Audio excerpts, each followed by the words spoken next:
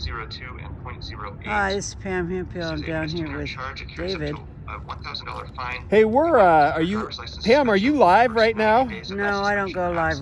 Okay, well, Pam, this is, hey, I want to show you guys, this is court. We're down here in the People's Court. Hi, Kimball. Let's show it.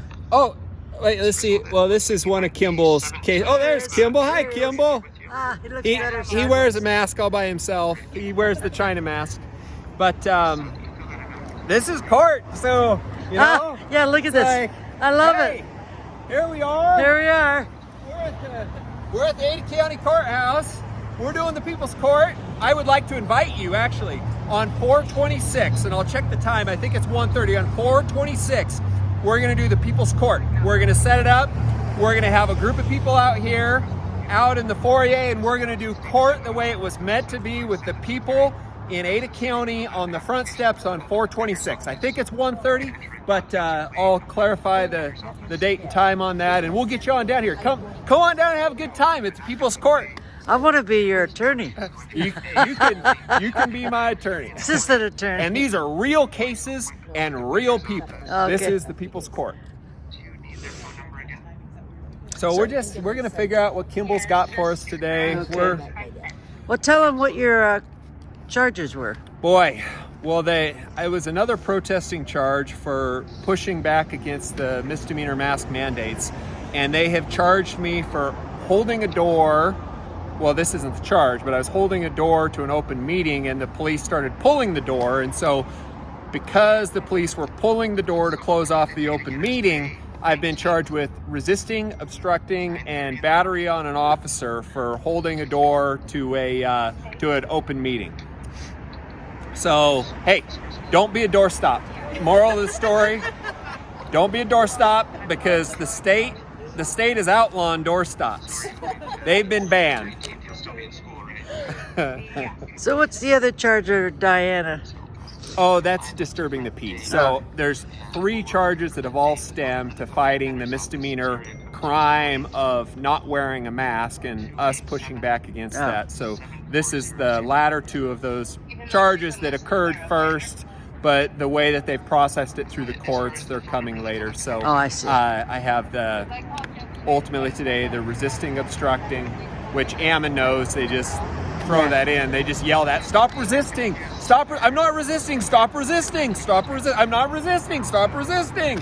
So they've got that in there, and then they said, good news is there's a ton of video, so I appreciate all of you taking all the video, because they're trying to say battery, which is total BS, and we're gonna show them what time it is. So they're all ultimately unlawful charges again. They're just making stuff up.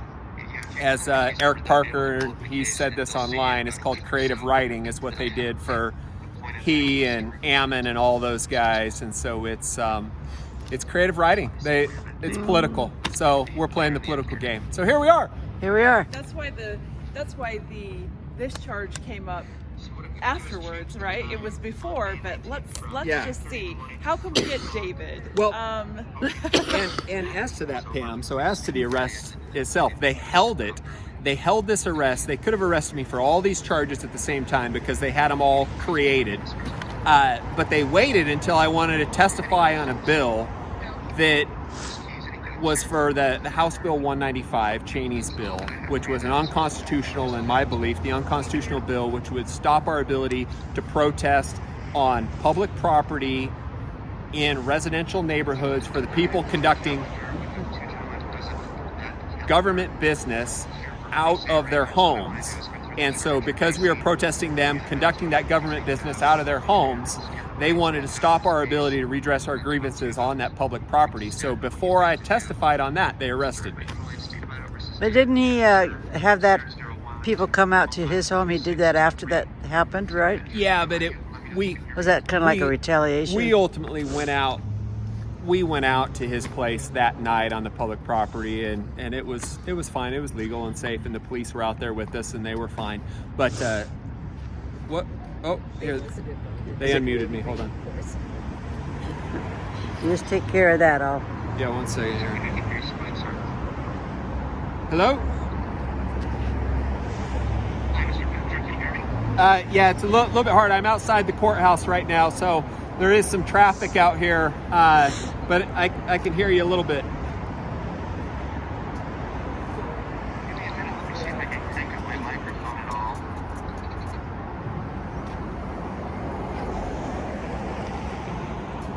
Alright, so I've turned it up a little bit. Does that help at all?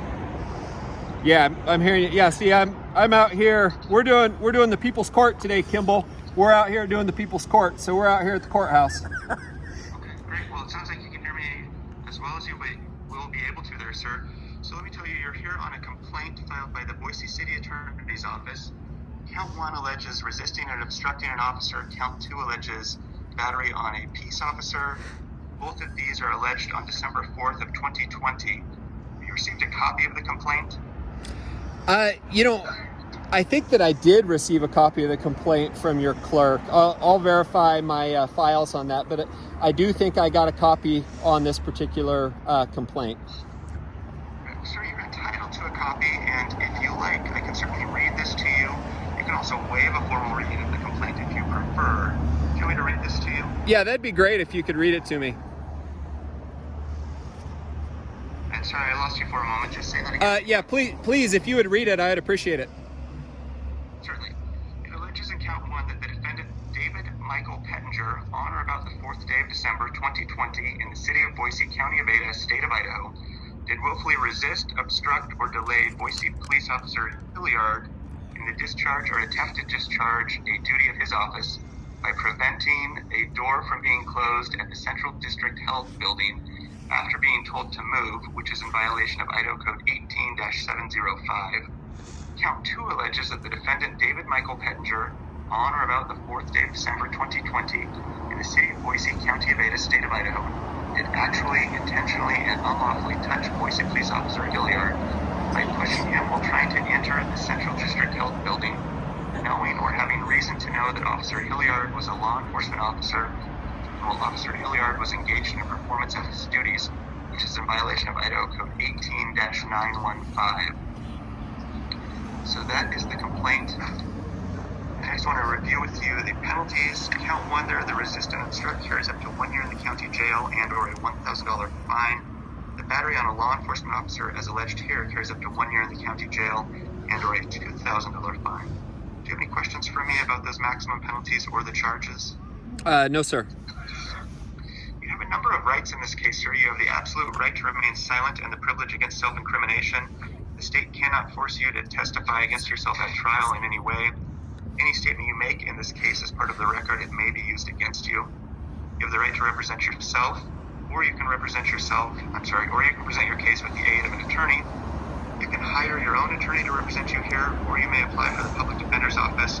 If appointed, they could represent you without any cost. You can plead either guilty or not guilty. If you refuse to plead, the court would enter a not guilty plea on your behalf. Under the law, you are presumed to be innocent unless you plead guilty or are proven guilty at trial. If you plead guilty and admit the charge, you would be waiving your right to have a trial or to remain silent. The court would determine the appropriate sentence. If you plead not guilty, you're entitled to have a jury trial. At that trial, the state must prove each element of each charge beyond a reasonable doubt. You're entitled to cross-examine and confront any witnesses that they call. You can use the court subpoena power to call your own witnesses, have them testify. You can present defenses at trial. You also may testify on your own behalf, but because you have the right to remain silent and that continues throughout the case, there's no obligation that you testify in any way. If you had a trial and chose not to testify, I'd specifically instruct the jury they could hold that against you in no way whatsoever. You can appeal any decision that this court makes, but you will need to file a notice of appeal within 42 days from the entry of the judgment if you'd like to do that. If you are on probation or parole and you were at the time that what is alleged to have occurred, and you plead guilty here, the guilty plea in this case could be used as a basis for a probation or parole violation in some other case. And finally, if you're not a United States citizen and you plead guilty or make any factual admissions, there could be adverse immigration consequences to include deportation, removal, inability to adjust status, or to apply to become a United States citizen. Do you have any questions for me about any of those rights? No, sir. Very good. Ms. Keys, does the state have an offer? I'm not at this point. All right, so Mr. Pettinger, you could plead guilty. We'd need to set it for a sentencing hearing if you wanted to do that. That's one option. You could also plead not guilty. If you plead not guilty, I'll set your case for a pretrial conference and then talk to you about whether or not you'd like to have an attorney represent you. Would you like to plead guilty or not guilty? Not guilty, sir. Very good. I'll enter a not guilty plea on your behalf. Would you like to have an attorney represent you in this matter? At this time, I'd like to retain that right. I haven't really thought through exactly my representation at this point. So I guess it would be pro se at the moment, but I will probably seek the advice of legal counsel at some point. Right. Well, very good, sir. I'll have you continue on as pro se then. If you'd like to have an attorney, you can either make an application for the public defender, you can hire your own counsel. We can take that up on the 19th, but if you don't have counsel on the 19th, we're going to need to reset the case to allow counsel to get up to speed. So if you decide between now and May 19th, your pretrial date, that you'd like an attorney, the sooner you can do that, the quicker we can move your case along if you wish. Okay. So the pretrial conference date, sir, is May 19th, 9:30 in the morning. I share a calendar with Judge Beater. It's a sign that you would see Judge Beater that day. Okay. Do you have any questions for me about anything that's happened or anything coming up next? I don't think so. I did see that you guys have scheduled a close in jury trials again. Do you know the parameters on that, when you're supposed to reopen for jury trials?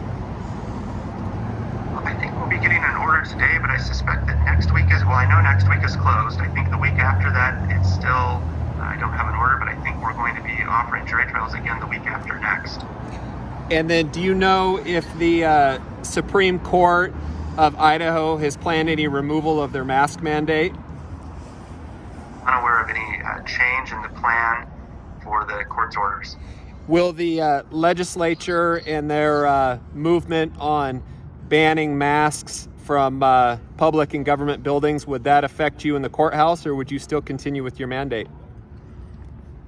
Well, that part I don't know. I know there's some pending legislation, but until there is a law passed, we're governed by a Supreme Court order.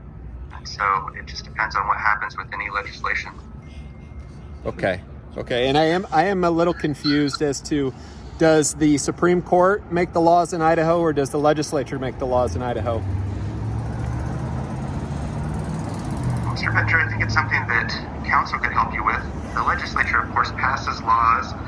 The court is allowed to dictate procedural rules for the courts under the Constitution, and so the court does have some power to dictate rules and issue orders. Okay. All right. Thank you. I appreciate that clarification. Ms. Keyes, anything else on this matter? No, Your Honor. Thank you. All right, thank you, Mr. Pettinger. You're free to disconnect, sir. All right. Thank you. Let's turn to State of Idaho versus Nolan Spring. Mr. Spring, you're here for case CR01217431. It looks like you just Hold on, I'm unmuted. trying to get off Okay. this. That was a very tactical move there. Give me your Maybe comments. counsel could help you with that question. What's that? It's like wait a second. Administrative rules, Now, really. who makes the laws around here? Good morning. I was perfect. Good morning. Well, I wanted to get you on record, Kimball. I wanted to get you on record, So You got him on record. Yeah, I just wanted to see what they'd say about that. It's like, now, does the legislature make the law? Does the Supreme Court make the law? I'm a little confused here. Perfect. So, That was perfect, David. I loved it. We got to ask them. We got to ask Yeah. some questions. I wish I would have had the PA, but maybe it was meant to be that way. Hopefully you could get a little bit on it. But so like I was saying, so 426, it's on. Let's bring some people. We'll do the people's courts. We'll make some signs. I'll have to I'll check. I think it's 1:30. Let me check here. Yeah. Hey, good seeing you guys. Seeing it too. Yeah. I like that. He's like, you'll have to talk to your counsel about that one. That was perfect.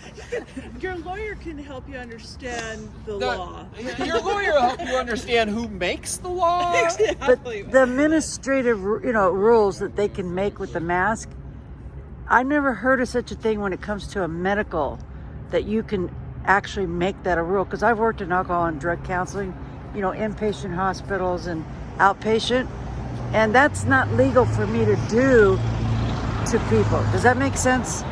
Yeah. I can't Right, to mandate force them. or force some kind of a medical thing on people that You can make them wear So I don't know how they're legally getting away with being able to do that. Yeah, it's because they're just hoping that nobody calls them out and questions it. You know? So they've taken, I mean, as you all know here, they've taken HIPAA, they've taken OSHA, they've taken all the regulatory agencies, they've pushed them away. The governor struck all the different rules.